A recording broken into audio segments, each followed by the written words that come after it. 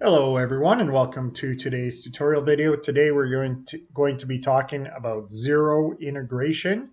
So anytime you have any kind of integration with an ERP system such as Xero, your first step you'll need to do is reach out to Tradogram. There are some things we need to do in order to connect that integration for you. So one easy way to do that is if you look at the bottom right, if you're a company admin, you do have this messaging feature where you can simply send us a quick message, and we're pretty responsive to getting that set up. So we can get that set up fairly quickly. The second step is once it's enabled, you will see in your company profile the integration tab. So you can access your company profile simply by clicking on this drop down and click Manage Company, or just clicking on the name of your company in the middle link here by your profile picture. And what you'll see is on the bottom left menu here, we do have a number of integrations. You, of course, would only have one, but here you would have this Xero integration.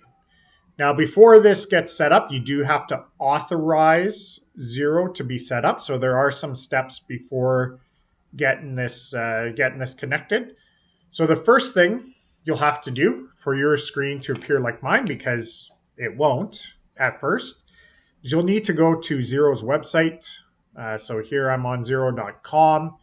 I'm of course in Canada, so I'm on the Canadian website. You may not be. We of course have many customers in many different countries. You can try Xero for free. It does provide you with a 30-day free trial. But if you already have an account, you can just simply sign in to your account. And so let's go ahead and do that. All right, so here I am in my Xero dashboard. Now it's pretty straightforward. If you want to check out more of Xero's features, I would recommend going onto their website. But here you can see I just set up a trial version. So here I have 20 days left in my trial. If I go to business, I can go to bills to pay. And in my bills to pay, I can see all the invoices that are actually coming in from Tradogram. So in order for this to occur, we do need to go into my Xero integration. What you will see here, if you haven't set this up, is there's an authorized Tradogram button. So you'll just need to click that. And once that's clicked, then you'll see these various options show up here. So pretty straightforward. Everything's based on status. So depending on how you want your files from Tradogram to go to Xero, you can select the statuses on your invoices. You can also copy projects and expenses. And you can also copy departments as well. So very important notes about accountant integrations is if you have items or various things that are not in Xero. So here you can see we have please select a default account for line items that do not have a GL account in Tradogram.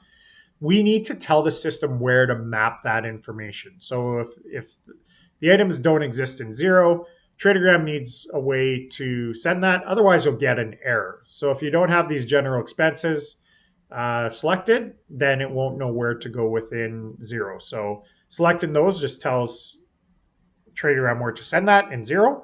So very important. That's why these are listed as mandatory. But then you can just go ahead and choose when you want to sync and when you want to copy things like invoices over to Xero. Then you just simply hit Save Configuration and you're done. So you can do this either on a scheduled setup or you can do it on a manual push as well. Same exact settings, just you would push it, click in this copy transactions to Xero button if you want to do it manually. And then there is this ignore list, which just gives you a list of invoices if you want to ignore pushing them over to Xero. Same thing with expenses. Now, once you have these transactions pushed over, the way you can tell whether or not they've gone over is here you can see we have these badges. So here you can see we have the 0 badge showing that this invoice has been pushed over. If I actually go into the invoice record, I can look at the activity log, and here you can see it's copied to 0.